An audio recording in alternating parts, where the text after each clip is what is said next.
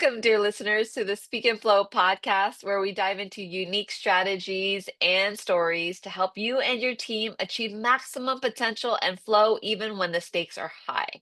I have an amazing leader. She's a trailblazer in the change area, helping leaders and their teams navigate change in companies.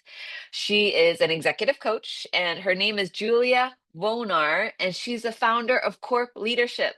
Hi, Julia. Hi, Melinda. Thanks so much for having me. I'm so excited to dive into our conversation. I think it's top of mind for a lot of people. And before we get into it, can you share with us some context about what you're doing? What are you excited about when you see and you're working with these organizations? Absolutely. Well, one thing I'm really excited about these days, Melinda, is the work that I'm doing with corporate leaders in large organizations that are going through lots of change. I'm sure it's no surprise to anyone these days that the whole economy, business place, the world is just going through a lot of transition, it seems, a lot of change and upheaval.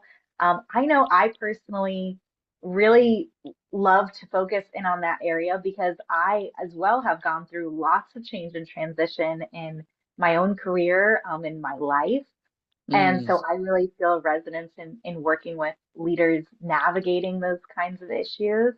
And one thing I'm really excited about in particular and happy to share with your listeners is the importance of figuring out, I think, what your own style is as a leader Mm. and how to best use that to capitalize on your strengths and also fill in for some of those weaknesses. So I actually put together a little quiz that anyone can take. It's available Oh, at corpleadership.com/style quiz. And okay. in there, you have a really just fun, quick, easy quiz that'll tell you what your natural leadership style is and how best to utilize that in achieving your goals. I love that. Thank you so much for sharing that. I think you're right, especially through all this change and upheaval, we really need to know and own our strengths to move forward. And so taking Absolutely. that leadership assessment or that strengths assessment sounds like this is the perfect tool to gain more insight. Yes, and I think that's also something that as we talked about these changes happening and as companies evolve and things change over time, that also changes within us as individuals. And so Mhm. as we change and Oh, we grow right. and evolve, then kind of knowing and having that self-awareness, I think, is so important for leaders to know when they're faced with something new or maybe have uncertainties about what's going to happen next. That can give you a real sense of grounding into how best to move forward. Right, right. And so, like we mentioned, change is happening, upheaval, organizations are getting bought out, there's mergers, acquisitions. There might be new work that a leader has been asked to do that is new or unexpected, or maybe something that they don't even want and it doesn't go as they think they or as planned. So if a situation happens like this, in your experience, what generally happens to that leader? What is going on, both mentally, physically? What are some of the things that you experience and see?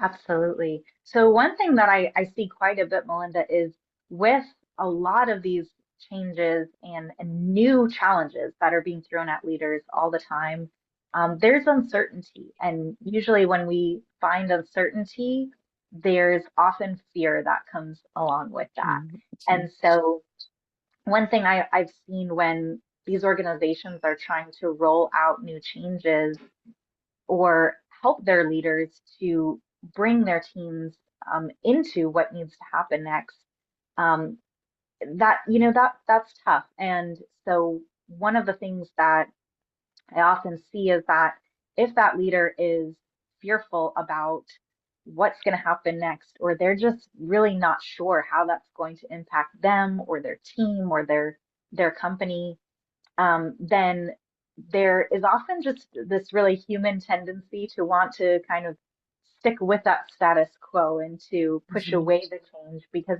it's hard sometimes to embrace mhm, change. mhm, But yet we know that that's some of that is natural and it's going to happen.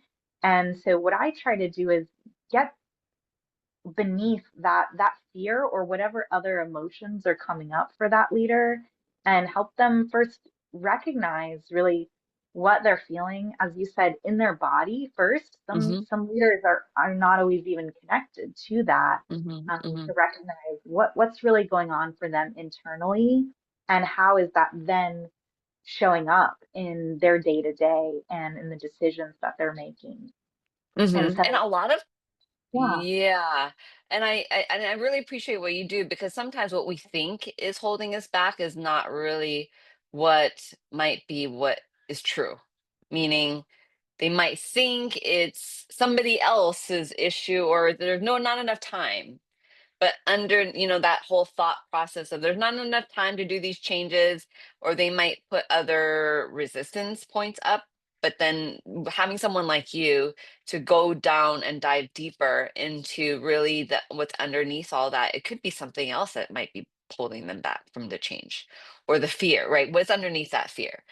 I'm curious, like what other emotions? There's fear. Are there other emotions that generally come up when there's a big change that happens outside Yeah, of? I think often there's fears, there's anxieties, and one of what I see as some what often happens with a lot of these large companies going through the changes, Melinda, is just that the top leaders or the ones in charge of rolling out this change are often so focused on the finances or the numbers or the Yeah, logistics of what needs to right. be done that they can sometimes ignore the people side of it and realize Oh, that totally. um, in any workplace that people are people and we have emotions and that always even what may be happening for us personally does show up to some degree in our work. And so when someone is faced with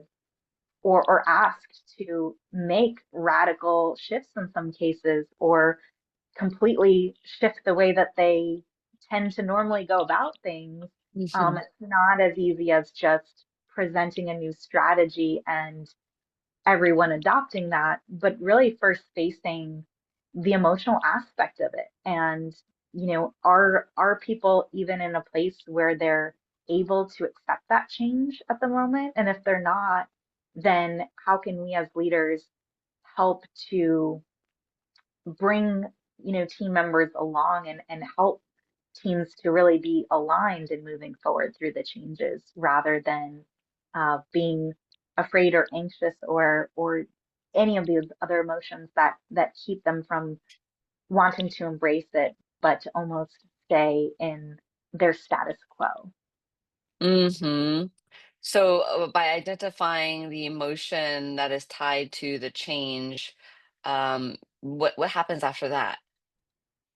Yeah, so the first thing is I think in that identification, and I know we Mhm, were discussing before how that first having that awareness of how that shows up in someone's body and then mhm, really being able to then with that awareness move into shifting that and one mhm, thing I always a question I might like to ask a client is rather than just focusing on how do they feel right then in that moment is thinking future focused to how would they like to feel or mhm, with any challenge that they may be going through is if this were if that weren't an issue anymore if we were 6 months ahead of now and that was mhm, solved what would be different and that can actually shift someone's perspective a little bit to instead of getting stuck in not seeing a path forward to almost envisioning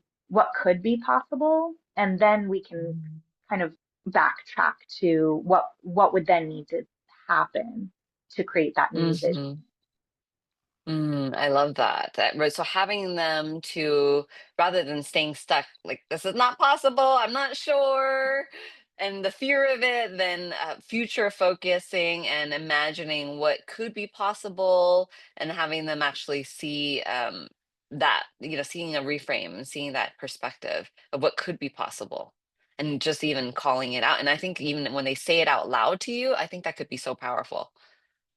Absolutely. Yeah. And because sometimes some of those, almost like the negative self-talk that people can go through is in itself a kind of a habit of just Yeah. um, almost getting caught on a loop, so to speak. But if that's actually drawn out and you say that out loud, sometimes it really brings an epiphany to someone to realize, oh, that's not true. That's just a story that I've been telling myself. Um, Hmm. and then we can look at what new possibilities exist and what other stories could then be possible. And is there, so I love that. So when, as soon as we identify the feeling, the fear, or whatever emotion, maybe fear, anxiety that is holding us back, and also thinking about the negative self-talk or identifying the negative self-talk, is it those two combination? Is there anything else that we need to, I know that sometimes people will talk about removing physical clutter, and Yeah, even like that's physical clutter to help us like move forward. What do you think? absolutely. Yeah, that could definitely be part of it. I think part of the power of coaching and what I love so much about this work is Hmm. in really eliminating Yeah. the what those barriers are to getting to our goals. So often Right. as we were saying, it's not so much a matter of not always knowing the path forward. Sometimes leaders actually do know on some level what they need to do, but yet there's still something nagging at them internally Yeah. that is causing resistance, Yeah. where they're kind of saying on one hand, well, this is what I want, but yet they're not always acting in accordance with that because that resistance shows up. So I Yeah. think the powerful thing is realizing, calling out that resistance and realizing that that's actually just a natural part of growth and change. But if we're Hmm. aware of it and we can do things like decluttering, or another example I know I love for the fitness spaces, people always talk about just Mm. set out your clothes the night before so you have one less barrier to True. get into the gym Mm. or to actually sustaining those new habits. Right, right, right. And I love what you said about having it be just natural. It is a natural part of what is happening, what with change. So it doesn't feel like, oh, I am less than, or I can't do it, and stay stuck there. Yeah, because I think it's almost unrealistic to think that, as humans, we have a wide range of experiences. And so if you're doing something you may never have done before or facing Right. brand new situations, you're probably gonna feel some sort of, it's not always anxiety, but that could very easily shift into excitement even. And how Mhm. much more feeling those emotions can propel someone to step into those changes. Or as I know sometimes the famous quote goes, feel the fear and do it anyway. Not guilting ourselves or feeling bad about feeling that Mhm. fear at times, but acknowledging that it's it's almost there as a natural part of life and to help us realize something. But if we're able to work with it rather than fighting it, then Mhm. it can really serve us much better. Yeah, yeah, yeah. And then, so can you share an example of how you worked with a client through this? Yeah, absolutely. So there's one example that I was just thinking about the other day, Melinda, which was a client that I was working with in a previous role I had. I was working internally as a coach for a company, and I had a client who was assigned to me, who had actually had prior experience working with our company before my time there. So I went in to work with this client and didn't receive any background as to his prior experience with our company, didn't know about that. And and walked into the engagement with him. And right off the bat, this individual seemed to be getting very visibly angry with me, it seemed, in our first meeting, because he felt that there was a misalignment in what he was expecting and what was what I was there to do and to deliver. And essentially, it came down to what he felt was a miscommunication on being sold a done for you solution when really we were coaching in a done with you manner, and didn't really want to be accountable or to accept responsibility for taking part in the process of what would need to Mhm. happen to help him get those results. So we did have really a tough first meeting, and honestly, Melinda, when I think about it, I reacted as well in that moment because I felt my own emotions almost getting triggered within me. Oh my Um, gosh. I mean, this is your new, like you're just starting off here, right? So I can imagine you're normal, you're yeah, human, just getting triggered. Right. yeah, And because I could see I felt that the anger that I perceived as being pointed towards me was hmm a bit misdirected because I had never worked with this individual before. yeah, Like this is a brand new relationship for right. us. Um, and so I felt it was misguided, and my reaction I felt that I was disrespected in that moment. hmm And so hmm I felt myself kind of getting triggered and feeling like I was not being listened to when I was just there trying to do my job. And so Right. I sort of said in that moment, look, you can either listen and try to get what you came here for and what you've paid hmm for, or we can just get off this call now because hmm if you don't want to do that, then we just be wasting our time. And with that, I think he kind of took a breath and took a hmm step back and realized that staying angry in that moment wasn't allowing him to really hear or receive anything that I had to say, or could have been, I think, anyone else in that moment. Just in that state, he was not able to hear what needed to be done in order to hmm move forward. So we need to really just kind of take a step back and assess what had happened before and what we were going to do differently moving forward in order to help him get that new result. And it really took everything I had in that moment just to try to maintain my composure.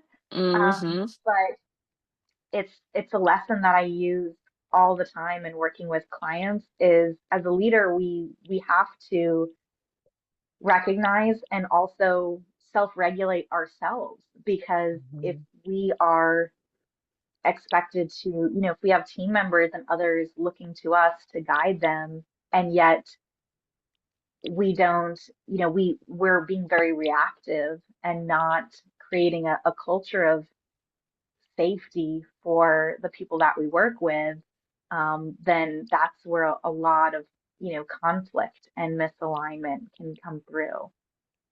Yeah, and I so appreciate that story because uh, we are going through a lot. I think everybody's going through so much and so many different changes and things that are unexpected. And so for that gentleman, he thought something, he got sold something, and he expected one thing, but it really wasn't. And so at that point, he had a choice, like to lash out, to get angry. He had a couple different choices. Like, how is he going to react and behave in that moment? And he chose to get angry, or maybe he couldn't help it because he was so disappointed because of the previous. It was the previous interaction, and so that's quite interesting. How many times are we coming into a situation that isn't what we expected, and we're taking it out on the current situation because of the past situation? Right. And of course, for myself in that moment, Yeah. I could only control myself and what I could Yeah. do in that moment. Right. And, whatever had been done before with others whom I didn't even know about or had prior experience working with. Unfortunately, that did show up for that individual in that moment. But just Yeah. like I say to my clients all the time, no matter what may be going on externally in our environment, the only people we can ultimately really control is ourselves. And so Right. I just try to always come back to what can I change within myself or in how I'm showing up right now in order to try to get the best result that we can. Yeah, yeah, like you and just for you, from your perspective, you came into it, yes, it didn't go what you thought. It didn't go like what you thought was going to happen. And so like how did you took the high road, you stayed grounded. You didn't go down there with him and got angry with him. You maintained composure. Yes, and believe And me, I you want recognize that it's not always that easy. It really easy. took a lot for me as well, but there was that, internal self-talk that I had going on for myself, even despite feeling, possibly disrespected or not Oh listened to yeah. in that moment. I just had to Oh, tell myself, how do I want this to end up, and right, what would I want this client to say about me and about how I showed up right. in that moment, despite whatever had happened in the past? Mm-hmm. Mm-hmm. So when you think about that, it sounded like you learned a lot. I mean, it was a difficult situation, and you asked the right questions to yourself, and so you're able to navigate that. And so, what would be one advice that you would give leaders today if they are one? What is that one golden takeaway? I think I want to ask that if they are going into any situation that is a change that is unexpected and it might be really uncomfortable. What is that one leadership advice that you would give them? Yeah, absolutely. I mean, I think the thing that I really took away from that, and I know we started off today talking about those different styles of leadership that people can have, and so depending on how you naturally operate, different people are more or less comfortable with really facing their emotions, the emotions that come up with their teams, and in having open and honest discussions about that. But I think that's so important to realize Mhm, that in any work we do, again, we bring our whole selves to that, and so mhm, we can't ignore emotions when we mhm, go through change because they do play a role. mhm, Um, and instead just kind of recognizing that and as leaders helping everyone to work with those rather than trying to push them down. And I think that also helps us to really attempt to keep our organizations as feeling like a place where people can come and have that sense of trust and belonging, which unfortunately these days can be really hard to find. And I think that's where having someone like a trusted coach really helps to have that outside perspective. Because when you're in the internal workings of going through this mhm. change or going through a company, you can't always see what the the forest from the Yeah, trees, what's going no. on.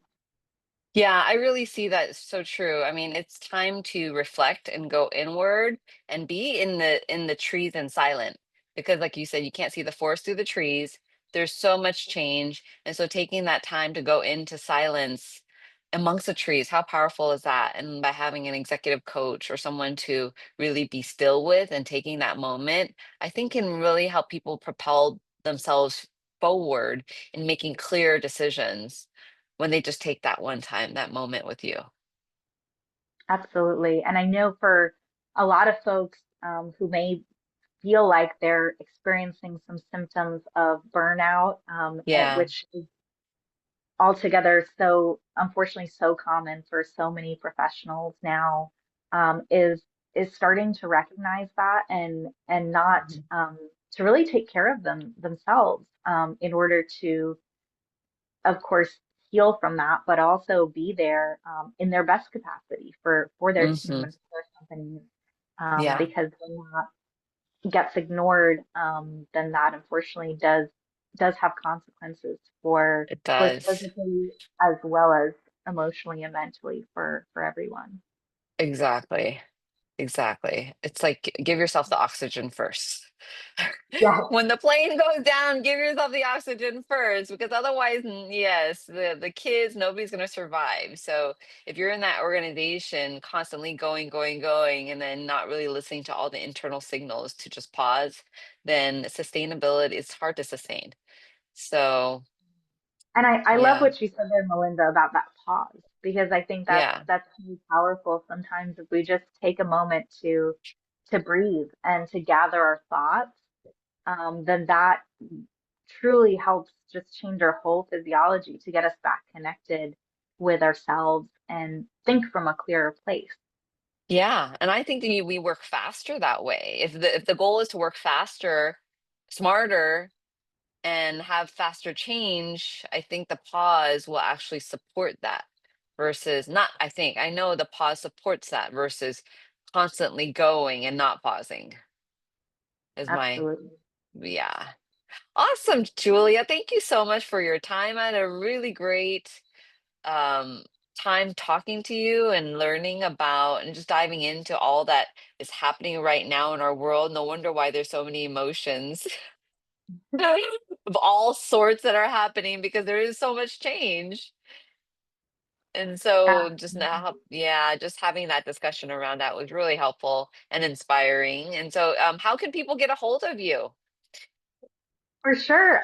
Well, I know we mentioned at the start of the episode today the Yeah, leadership styles quiz for yeah, anybody who wants to uh, find out more about their own style and how they can best capitalize on that. That's at corpleadership.com/style quiz.